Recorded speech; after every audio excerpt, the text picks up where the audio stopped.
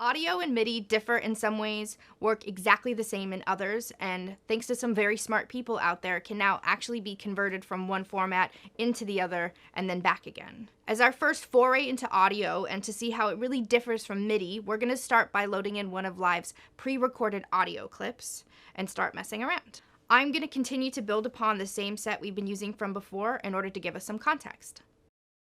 So we're going to begin by going back over to Live's browser, and this time we're going to select clips from the left-hand side.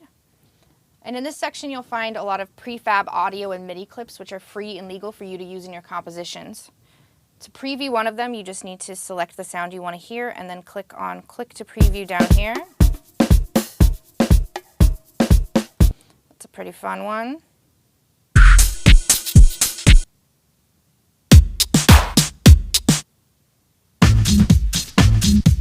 There's a lot to choose from, and clips are a really fantastic starting point for inspiration, or if you're just getting into this and you're not taking to the drum programming or the melodic programming, you can always access a clip and pull it right into your session. So I'm going to pick a clip called Clapping Flamenco here, so we'll listen to the preview. So you'll notice that inside of the name, we're also giving it a BPM marking. So right now we've got 120 BPM, which matches the BPM of our master set. So when I pull this into the session, which I'm going to do by clicking, dragging and holding, and I'm going to drop this onto any empty clip here on an audio track, which is vitally important.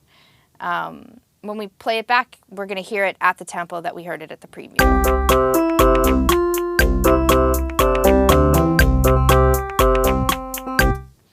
But you notice that not every single clip is at 120 BPM, and in fact there's a pretty large spread here. So I'm going to pull in an audio clip that's at a very different BPM. I'm going to choose this shaker sound, which is at 102, and then give it a quick preview.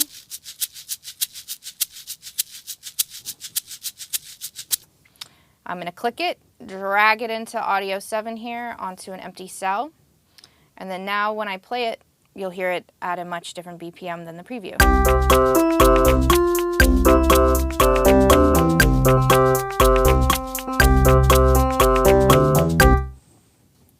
Now that we have both audio and MIDI in our current session, I suggest saving at this point. And now I'm going to show you some important things that you need to know about manipulating audio clips. So before we move on, I'm going to solo each track. I'm going to press the S in this track, and then I'm going to hold down Command or Control while I solo the other track, which is going to allow us to simultaneously solo two tracks. So let's look at the sample settings. I'm going to just check out this flamenco audio file here. You can find the sample settings are in Clip View next to the launch settings, and you can hide or display them by pressing the little miniature waveform here down at the bottom. So we have the ability to transpose the pitch of these claps. I'm going to grab the transpose knob here and I'm going to pull it up. And I'm going to drag it back down.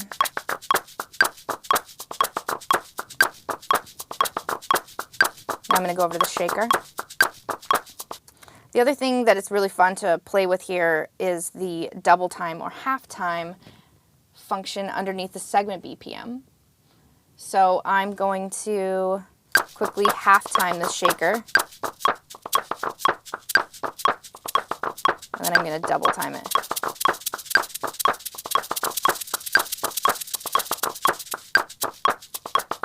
Do it to the clapping here too.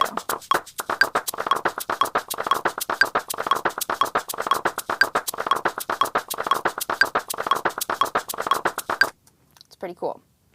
So additionally, besides changing the BPM and the pitch here, we can also change the volume. So this is the clip gain fader, and if I raise it, we're going to get more volume, and conversely, if I lower it, we're going to get less volume.